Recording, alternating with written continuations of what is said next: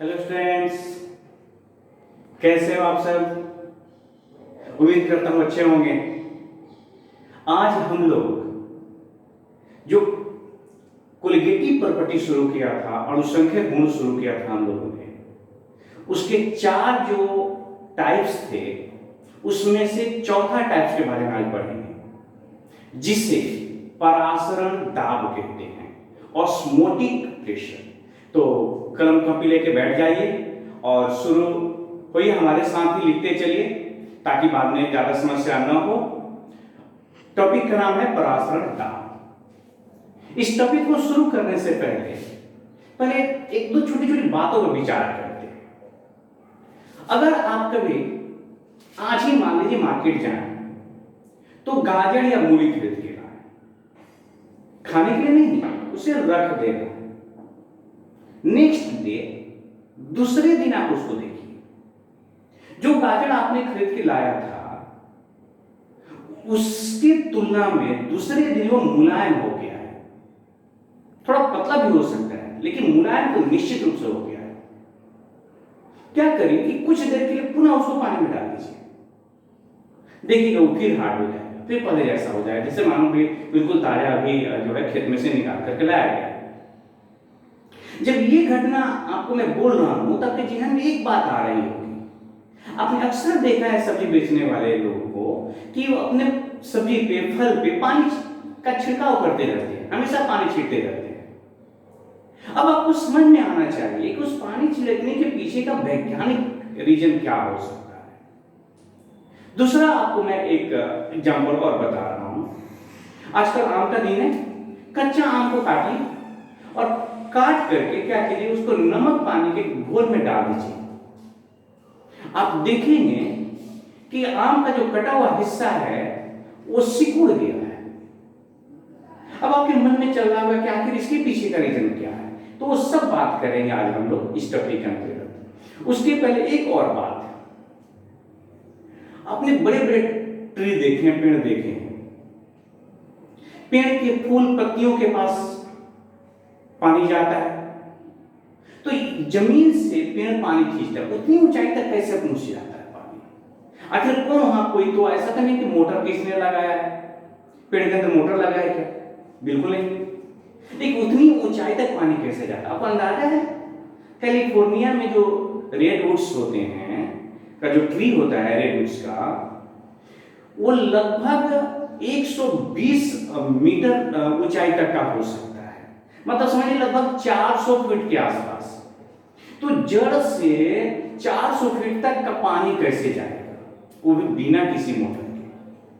तो आज हम लोग उसी चीज को समझने वाले हैं कि कैसे पानी ऊपर चढ़ रहा है। इसको तो बिल्कुल सिंपल सा आप अपने घर पे एक एक्सपेरिमेंट कर सकते हैं। आप एक फूल लीजिए, डाली के साथ काट लीजिए, रख दीजिएगा, देखेंगे कि धीरे धीरे वो मुरझा गया। आप उसको पानी में फ्रेश जो है जल में डाल के छोड़ दीजिए, फिर पहले जैसे तरोताजा हो जाएगा। तो इन सब के पीछे का कारण क्या है, आइए जानने की कोशिश करते हैं। सबसे पहला काम हम लोग शब्द पढ़ेंगे जिसका नाम है अर्ध परागम झिल्ली।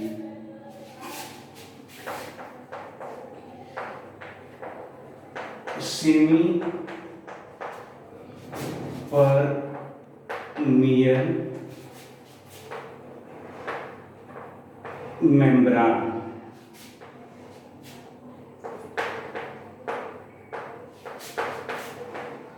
परागम्य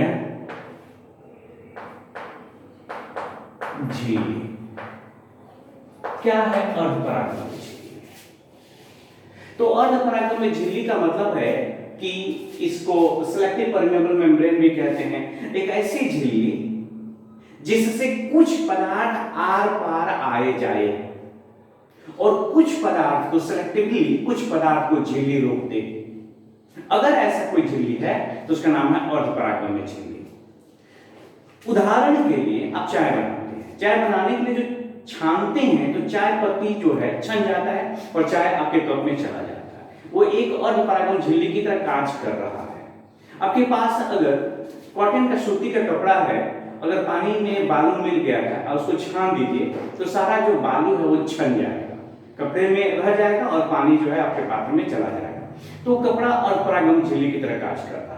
हम लोग यहाँ पर विज्ञान उपयोग होने वाले अर्धपरागम झिल्ली की बात करेंगे। अर्धपरागम झिल्ली का एक यही मतलब है कि वैसा मेम्ब्रेन, वैसी झिल्ली जो चयनात्मक रूप से चुनकर कुछ पदार्थ को अपने से होकर गुजरने दे और कुछ पदार्थों को क्या कर ले, रोक दे। तो इसका डेफिनेशन है वह पदार्थ कहने का मतलब यहां पर झिल्ली है, वह झिल्ली जिससे होकर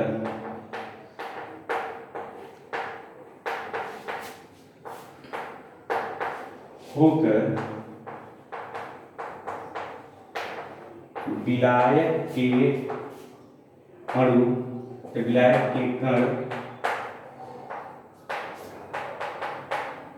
गुजर जाते हैं,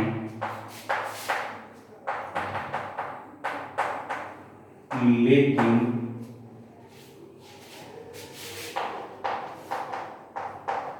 विलेय के कण झिल्ली द्वारा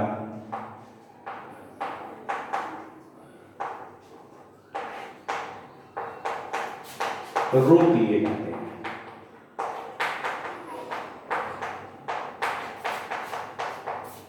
जाते हैं। उसे अर्धपरागम झिल्ली कहेंगे। अर्धपरागम झिल्ली को सेमी परमेबल मेम्ब्रेन, हम उसको संक्षेप में SPM, semi permeable membrane, semi permeable membrane कहते हैं। अब जानिए कि सेमी परमेबल मेम्ब्रेन जो है वो एसपीएम, कुछ एसपीएम नेचर में है, जैसे वेजिटेबल मेम्ब्रेन होते हैं, सुअर का जो ब्लैडर होता है, एनिमल जो ब्लैडर होते हैं वो भी मेम्ब्रेन की तरह काम करते हैं। तो उसको कहते हैं नेचुरल, प्राकृतिक पाया जाता है नेचुरल एसपीएम।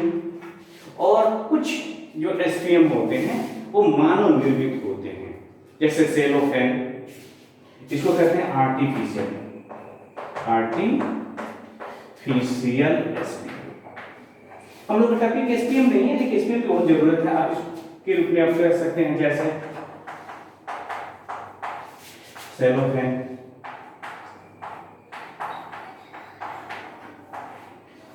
यहां पर आप कह सकते हैं जंतु झिल्ली,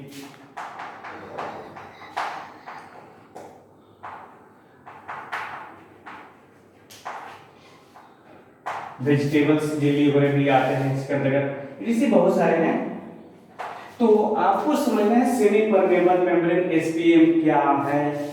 एक छोटा सा सेंटेंस है, उसके बारे में सीधे सीधे समझिए, इन शब्दों पे मन जाए कि क्या लिखा है। उसका मतलब है वैसा झिल्ली, वैसा मेम्ब्रेन जिससे होके कुछ पदार्थ गुजर जाए और कुछ पदार्थ रोक लिया जाए। तो चूंकि हम लोग बिलियन पढ़ने जा रहे हैं, बिलियन का यह हिस्सा है, तो जिससे विलायक के कण गुजर जाए लेकिन विलेय के कण जिसके द्वारा रोक लिया जाए, उसको क्या नाम दिया जाता है? उसको कहा जाता है एसपीएम, सेमी परमेबल मेम्ब्रेन। अब हम लोग जो पढ़ रहे हैं, हम लोग का तो टॉपिक है ऑस्मोटिक प्रेशर। तो ऑस्मोटिक प्रेशर जानने से पहले हम लोग जानेंगे कि क्या है ऑस्मोसिस। तब तक आपकी जो डेफिनेशन है उसे उतार दीजिए। ऑस्मोटिक प्रेशर जानने से पहले हम लोग पहले जानने की कोशिश करते हैं कि ऑस्मोसिस क्या है, परासरण क्या है। वैसे ऑस्मोसिस ग्रीक भाषा के शब्द से बना है, जिसका अर्थ होता है पुश, धक्का देना। तो समझ लीजिए कि क्या है ऑस्मोसिस उदाहरण से। इसे समझने के लिए हमने एक पात्र लिया। इस पात्र में हमने एसपीएम लगा दिया। ये एसपीएम है। एसपीएम अभी हमने आपको बताया कि एसपीएम का मतलब हो गया एक ऐसी झिल्ली, एसपीएम सेमी परमेबल मेम्ब्रेन, अर्धपरागम्य झिल्ली, एक ऐसी झिल्ली जिससे हो करके विलायक के कण गुजर जाते हैं लेकिन विलेय के नहीं। तो हमने इसकी एक तरफ एक वाले हिस्सा में विलायक लिया और इधर विलयन लिया। इधर लिया हमने विलायक और ये वाला हिस्सा लिया विलयन, और दोनों को अलग कर दिया गया है एसपीएम। बहुत सिंपल है, समझने की कोशिश करिए। आपने एक विलायक और विलयन लिया, दोनों के बीच में डाल दिया एक एसपीएम, मतलब समझिए एक दीवार खड़ा कर दिया। उस दीवार का नाम क्या है? एसपीएम। एक और उदाहरण, फिर देखते हैं कि क्या होता है। आपने फिर एसपीएम लिया,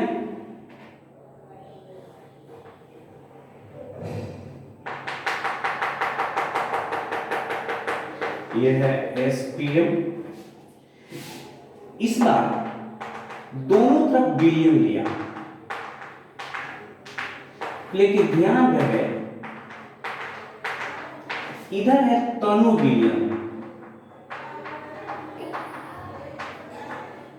और इधर है सांद्र विलयन। क्या तनु विलयन और सांद्र विलयन का समझ रहे हैं?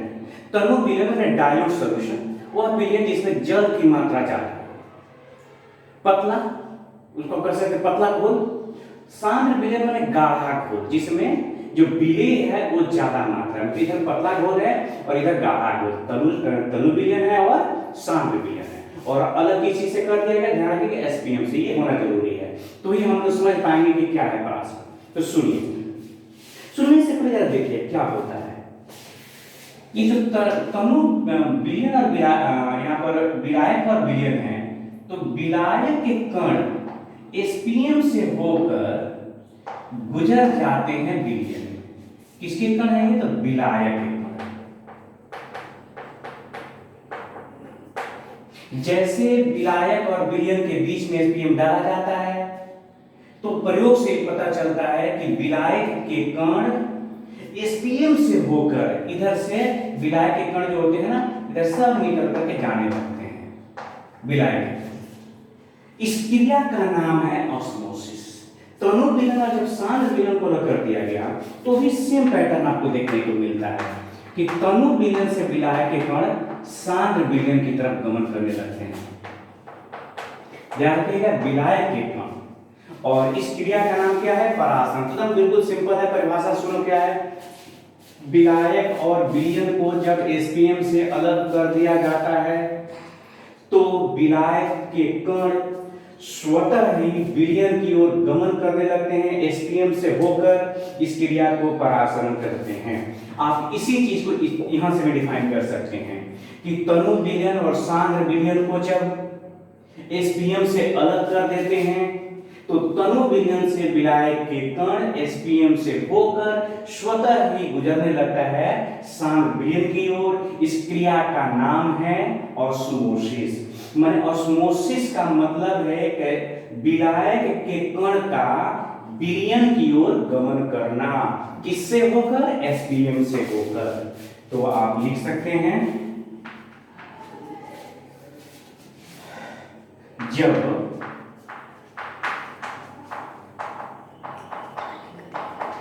विलायक एवं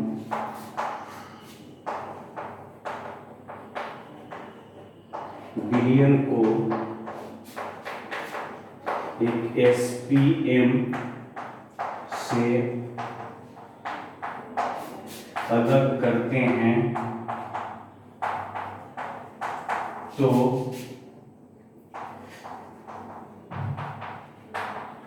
विलायक के कण एसपीएम से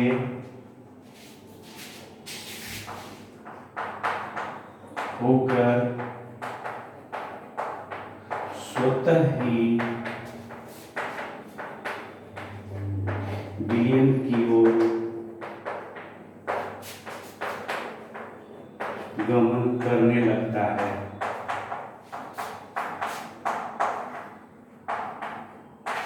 इस क्रिया को ऑस्मोसिस कहते हैं।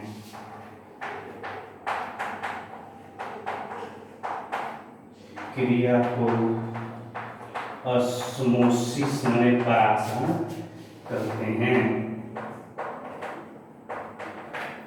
आप कह सकते हैं कि the movement of solute particles to the solution through the SPM R is called osmosis. विलायक के कण का किधर जाना, विलयन की ओर, किससे होकर, एसपीएम से होकर, तब उस क्रिया का नाम क्या है, ऑस्मोसिस। लेकिन ध्यान देना है कि आप ये डेफिनेशन भी दे सकते हैं, तो आप नोट में बात लिख सकते हैं, नीचे लिख देता हूं यहां। एक ही चीज है एक्चुअली कि जो परासरण की क्रिया है वो तनु विलयन और शांत विलयन में भी दिखाई देता है। परासरण की क्रिया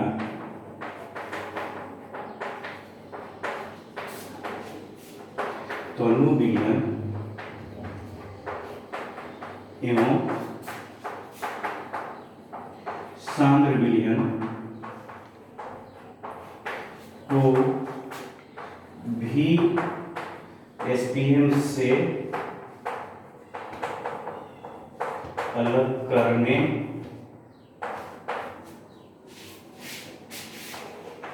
पर दिखता है। मतलब आप तनु विलयन सांद्र विलयन को एसपीएम से अलग कर दीजिए तो विलायक के कण किधर जाएंगे, याद रखिएगा तनु विलयन से सांद्र विलयन की तरफ। अगर केवल विलायक और विलयन को अलग कर दिए तो विलायक के कण कहां जाएंगे, विलयन की ओर, और इस क्रिया का नाम क्या हो गया, परासरण। अब परासरण को समझने के लिए एक्चुअली परासरण होते हैं दो प्रकार के। इसे समझने के लिए एक एग्जांपल लीजिए। अंडा आप खाते हैं, नहीं खाते हैं, निश्चित रूप से खाते होंगे, अंडा खाना भी चाहिए। आपने अंडा को छीला हुआ है कई बार, लेकिन क्या आपने कभी कच्चा अंडा छीला है, सोचिए, नहीं, कभी नहीं छीला। कच्चा अंडा छीलना चाहते हैं तो कच्चा अंडा आप कहेंगे सर कच्चा अंडा छीलेंगे तो टूट जाएगा। हाँ, निश्चित रूप से, लेकिन आप एक विज्ञान के विद्यार्थी हैं, ध्यान रखिए, हमें कच्चा अंडा छीलना है तो हम क्या करते हैं कि कच्चा अंडा लेते हैं, दो कच्चा अंडा लेते हैं, एक या दो लिया जाए, और दो कच्चे अंडे को आपने HCl के विलयन में डाल दिया। ये HCl है, HCl हाइड्रोक्लोरिक एसिड, इसमें आपने डाल दिया कच्चा अंडा, एक नहीं दो बराबर आकार के, और कुछ देर तक छोड़ दिया। तो आपको पता है कि अंडा का जो ऊपर का कवर होता है वो कैल्शियम कार्बोनेट का बना होता है। ये जो इसके ऊपर जो व्हाइट कवर जो लगे रहते हैं ये बने होते हैं किससे, कैल्शियम कार्बोनेट होते हैं, और कैल्शियम कार्बोनेट HCl के साथ अभिक्रिया कर जाता है, और इस अंडे के अंदर नीचे जस्ट एक झिल्ली होती है, पतली सी झिल्ली, ये मेम्ब्रेन होता है। तो जब ऊपर वाला कवर ये हट जाएगा, लेकिन जो नीचे वाला जो झिल्ली है वो HCl से अनअफेक्टेड रहेगा। तो इस तरह से इसमें सभी ऊपर वाला कवर झड़ करके नीचे गल करके अभिक्रिया करके नीचे बैठ गया, और बच गया केवल क्या, तो अंदर की झिल्ली। अब आपने क्या किया, चम्मच की सहायता से इसे निकाल लिया, और निकाल कर इसको दो पात्र में रखा। इस एक में आपने रखा पानी, और एक में रखा नमक पानी का गाढ़ा घोल। अब पानी में आपने इसको जब रखा तो आपने देखा कि पानी में ये अंडा बड़ा हो गया, और जिसको आपने नमक पानी में रखा वो छोटा हो गया। एक बार फिर से समझ में आपको क्या बताना चाहता हूं। हमने दो कच्चा अंडा लिया, ध्यान दीजिए कितने लिए, दो। कच्चा अंडा को हमने रखा कहां पे, HCl के विलयन में, HCl हाइड्रोक्लोरिक एसिड। अब जब HCl के विलयन में हमने रखा तो अंडा के ऊपर का जो व्हाइट वाला हिस्सा जो आपको दिख रहा है, व्हाइट कवर, हार्ड कवर, वास्तव में कैल्शियम कार्बोनेट का बना है। तो कैल्शियम कार्बोनेट HCl से रिएक्शन किया और वो खत्म हो गया। तो अंदर अंडा के जस्ट आपने कभी वाला अंडा का छिला हुआ है, उसके जस्ट नीचे उस व्हाइट वाले परत के जस्ट नीचे एक झिल्ली होती है पतली सी, वो जो झिल्ली है वो झिल्ली में अंदर का जो लिक्विड है वो रह जाएगा, अब उससे यहां से अंडा निकाल के इसको रखा जल में, ये जल है, शुद्ध जल है, और ये है नमक और प्लस पानी, एक से शांत विलयन, शांत विलयन, थोड़ा नमक ज्यादा डाल देंगे।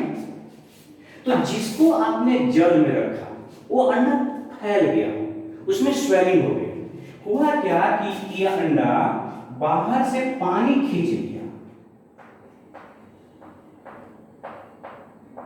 जब बाहर से पानी अंदर गया तो अंडा फैल गया, तो यहां पर हो गई स्वेलिंग, ये स्वेल कर गया, स्वेल माने फूल गया। और जिसको आपने नमक पानी के गाढ़े घोल में रख दिया, इसमें क्या हुआ कि इसमें बाहर, अंदर से पानी बाहर निकल गया, तो जब अंदर से निकल गया तो इस श्रिंक से कर गया, मतलब सिकुड़ गया, इसमें हो गया श्रिंकिंग हो गया, मतलब वो सिकुड़ गया और एक फैल गया। आप यही घटना आप देख सकते हैं। आप अंगूर लाइए और अंगूर, ताजे अंगूर को आप क्या कीजिए कि चीनी और पानी का गाढ़ा घोल बनाइए और उसमें डाल दीजिए, रात में डालिए, सुबह में देखिए क्या होता है। आप अंगूर सिकुड़ के किशमिश जैसा हो गया है, वहीं पर किशमिश लीजिए और उसको पानी में डालिए और देखिए सुबह में क्या होता है। अब देखिए किशमिश जो है ना बिल्कुल फूल गया, जैसे मानो वो अंगूर है। डिस्टर्बेंस के लिए स्टूडेंट्स, मैं कह रहा था कि जिस अंडे को, छिले हुए अंडे को, कच्चे छिले हुए अंडे को पानी में रखा वो फैल गया, और जिसको नमक पानी के गाढ़े घोल में रखा वो सिकुड़ गया। फिर मैंने कहा कि अगर आप अंगूर लेते हैं, ताजे अंगूर को आप चीनी पानी में, ये तो घर पे करके देख सकते हो, और ऐसे मैं ऑस्मोसिस की क्रिया को एक्सपेरिमेंट से भी आपको दिखाने वाला हूँ। नेक्स्ट जो वीडियो आएगा उसमें एक्सपेरिमेंट से आपको दिखाएंगे। तो जब अगर हमने ताजे अंगूर को पानी में रखा तो गाढ़े चीनी पानी के घोल में, तो सिकुड़ के किशमिश जैसा हो गया, और जिसको हमने रख दिया अगर किशमिश को अगर पानी में, तो फूल गया, फैल गया। इस आधार पे जो ऑस्मोसिस है वो दो प्रकार का है, तो यही पे मैं लिख देता हूं। ऑस्मोसिस जो है, ऑस्मोसिस ये है दो तरह का। एक को कहते हैं हम लोग इक्सोऑस्मोसिस, इक्सोऑस्मोसिस, और दूसरे को कहते हैं हम लोग इंडो ऑस्मोसिस। इक्सोऑस्मोसिस का मतलब कि जिसमें से पानी, माने अंदर का जो द्रव बाहर निकले। इसमें क्या होता है, तो जो बाहर निकलेगा तो इसमें श्रिंकिंग होगा, सिकुड़ेगा, ये श्रिंकिंग होगा। और इंडोऑस्मोसिस जब बाहर से आए तो इसमें स्वेलिंग होगा, माने फूलता है। तो ऑस्मोसिस दो प्रकार के, इक्सोऑस्मोसिस और इंडोऑस्मोसिस, याद रखिएगा। तो हम लोगों ने समझा कि ऑस्मोसिस क्या है, एक क्रिया है, जिस क्रिया में क्या होता है, तो तनु विलयन शांत विलयन के बीच में एक एसटीएम लगा देते हैं, तो विलायक के कण निकल जाते हैं, तनु विलयन से शांत विलयन की तरफ जाने लगते हैं। अगर केवल आपने विलायक और विलयन के बीच में एसटीएम लगा दिया है, तो विलायक के कण विलयन की ओर गमन करने लगते हैं। आप इसे नोट करें और आते हैं ऑस्मोटिक प्रेशर पे।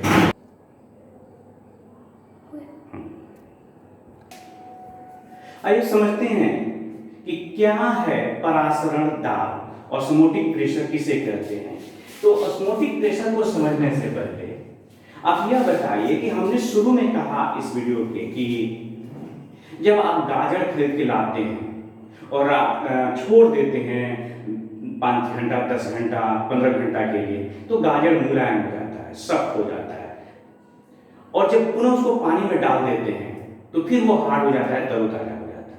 क्या आपको दिमाग में आ रहा है क्या हो रहा है वहां? जब आप गाजर खरीद के लाए और आपने रख दिया, तो उसके अंदर का जो जल था वो बाहर निकल गया, ये हो गया इक्सोऑस्मोसिस, जिसकी वजह से वो सिकुड़ गया। लेकिन जब पुनः उसको आपने डाल दिया कहां पे, जल में, तो जल के कणों को गाजर पुनः खींच लिया, और इस तरह से उसको हो गया इंडोऑस्मोसिस, पुनः क्या हुआ, हार्ड हो गया। आप पानी में जब डाल देते हैं कटे हुए फ्लावर को या लकड़ी को, तो वो फिर तरोताजा हो गया, क्योंकि वो पानी के को क्या क्या खींच लिया, मतलब वहां पर इंडो ऑस्मोसिस की क्रिया हो रही है। तो जब कहीं आपको लगे कि कोई चीज ऑस्मोसिस के बाद सिकुड़ गया, इसका मतलब उसमें से बाहर निकली हुई द्रव अंदर से, तो इसका मतलब हो गया वो एक्सोस्मोसिस। अगर वो स्वेलिंग हुआ आ गया उसमें, अगर वो फूल गया, फैल गया, तो समझ लेंगे वो इंडोऑस्मोसिस है। अब आते हैं ऑस्मोटिक प्रेशर क्या है। तो ऑस्मोटिक प्रेशर को समझने के लिए फिर एक बार इस एग्जांपल को समझिए।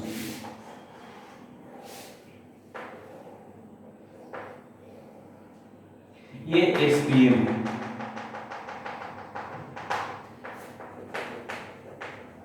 सेमी परमेबल मेम्ब्रेन है, और ये थर्मल एक कणु विलयन है, विलायक है।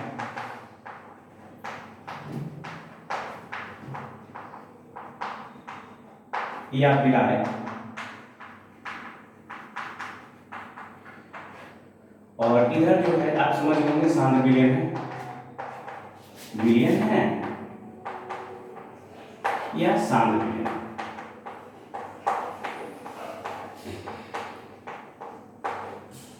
तो जैसा कि आपको पता है कि परासरण की क्रिया में तनु विलयन से विलायक के कण निकलेंगे और सांद्र विलयन की ओर गमन करेंगे।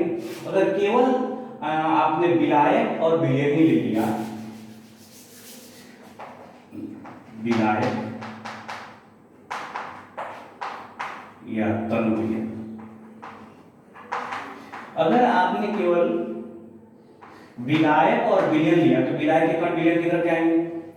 अब देखिए यहां से विलायक के कण निकले और किधर जा रहे हैं, विलयन की तरफ। आप चाह रहे हैं कि नहीं ये रुक जाए, मतलब ये इधर न जाए, तो इसके लिए क्या करना है कि जो सांद्र विलयन है, इस सांद्र विलयन के ऊपर बाहरी दबाव लगाना होगा, प्रेशर लगाना होगा, और जितना दबाव लगाकर इस विलायक के कण को विलयन की तरफ जाने से रोक देते हैं, इस दबाव का नाम, इस प्रेशर का नाम है, इसी को कहा जाता है ऑस्मोटिक प्रेशर, जिसको आप डिनोट करते हैं पाई से। हो गया, सिंपल सा डेफिनेशन है। विलायक के कण, ये विलायक हैं, विलायक के कण को रोकना है उधर जाने से विलयन की तरफ, या सांद्र विलयन। तो परिभाषा है कि वह बाहरी दाब कहां लगेगा, ध्यान रखिएगा, विलयन पर या सांद्र विलयन पर। सांद्र विलयन या विलयन पर लगाया गया वह बाहरी दाब जिस दाब से परासरण की क्रिया रुक जाती है, अर्थात विलायक के कण विलयन की तरफ आने वाली क्रिया रुक जाती है, उसको हम लोग कहते हैं, उस दाब को कहते हैं ऑस्मोटिक प्रेशर। जितना दाब लगाने से इधर आने से रुक जाए। तो परिभाषा है, डेफिनेशन इसका, वह बाहरी दाब, वह बाहरी न्यूनतम दाब जो विलयन या सांद्र विलयन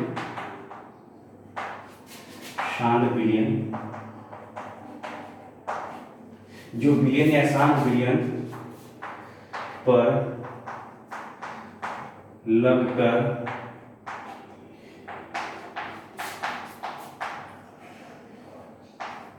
परासरण की क्रिया रोक देता है,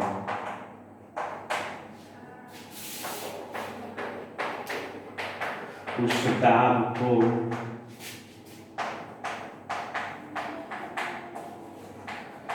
परासरण दाब कहते हैं। याद रखिएगा, परासरण दाब को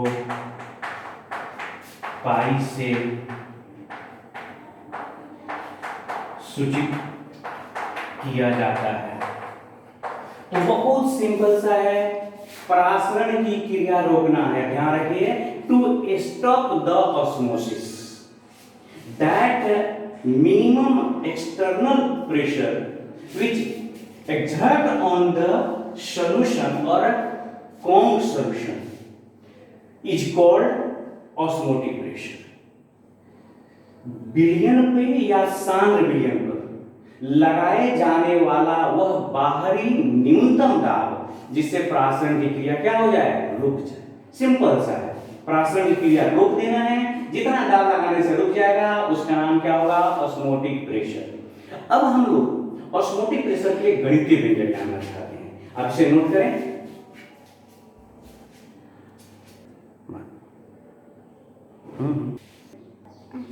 इस टॉपिक के अंत में ऑस्मोटिक जो प्रेशर है उसके लिए हम लोग चाहते हैं गणितीय व्यंजक निकालें।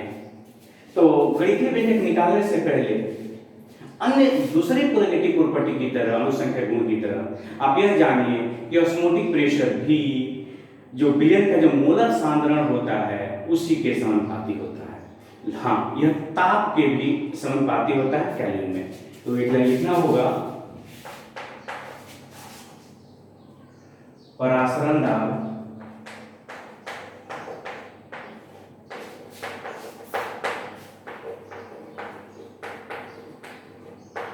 विलयन के मोलर सांद्रण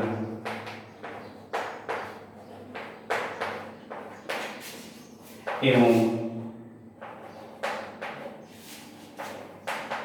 ताप के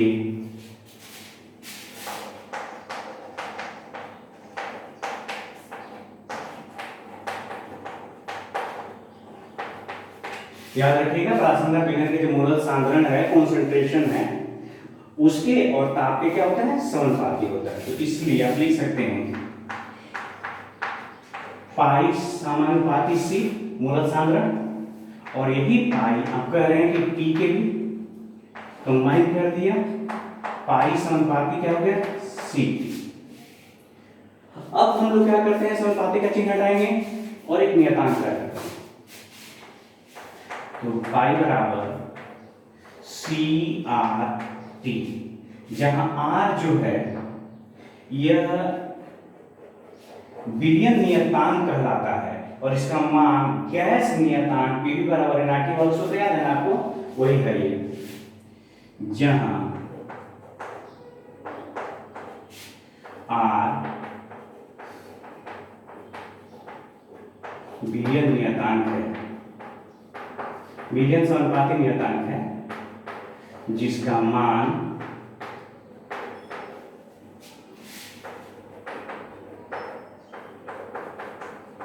गैस नियतांक,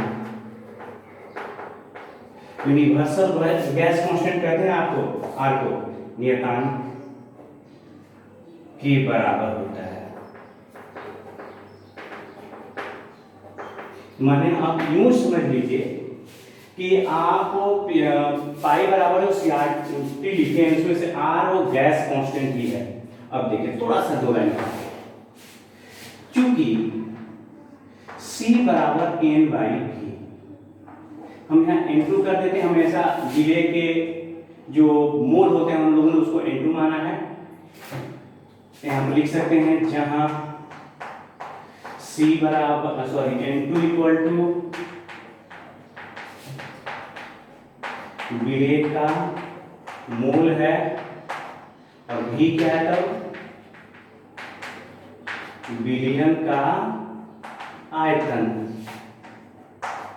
तो आप वैल्यू रख देंगे तो हो जाएगा, इसलिए पाई बराबर N2 बटा वी आर टी, आप लिख सकते हैं पाई V बराबर N2 आर टी। ध्यान रखिएगा N2 लिखने का मेरा जो उद्देश्य है, N2 यहाँ नहीं लिखेंगे, हम लोगों ने हमेशा जो विलय है उसके मोल को N2 लिखा हुआ है, इसलिए हम लिखेंगे, तो आप सीधे लिखिए पाई V बराबर एन आर टी।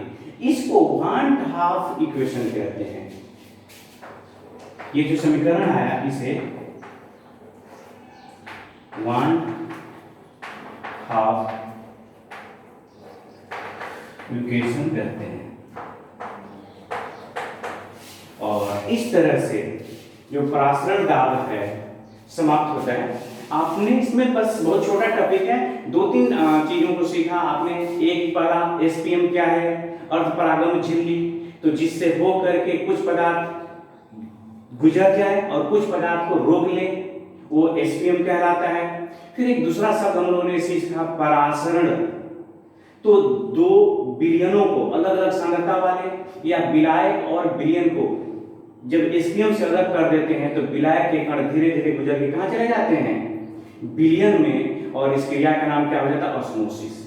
अब तीसरा शब्द आया ऑस्मोटिक प्रेशर। तो ऑस्मोटिक प्रेशर परासरण दाब क्या है, तो ऑस्मोसिस की क्रिया, बस एक लाइन याद रखिए, ऑस्मोसिस की क्रिया रोकने के लिए विलयन पे जो बाहरी दाब लगाते हैं ना, उस दाब का नाम ऑस्मोटिक प्रेशर है, दैट्स ऑल। अब उसके बाद आगे गणितीय व्यंजक, तो बस एक लाइन याद रखिएगा, जो परासरण दाब है वो विलयन के मोलल सांद्रण C और ताप के समानुपाती होता है। इस तरह से यहाँ से गणित कर रहे हैं। अब इसमें इस टॉपिक से ही रिलेटेड एक छोटा सा टॉपिक है आर, वो आपने सुना होगा, रिवर्स ऑस्मोसिस, वही आर, जिस आर का पानी आप पीते हैं बोतलों में बंद करके मार्केटों में बेचा जाता है, उसके बारे में। और साथ ही साथ हम लोग आइसोटोनिक, हाइपरटोनिक और हाइपोटोनिक विलयन के बारे में भी इस टॉपिक के अंतर्गत ही पढ़ेंगे, लेकिन उसको नेक्स्ट वीडियो में। तब तक अपना ख्याल रखिए। जय हिंद, जय भारत।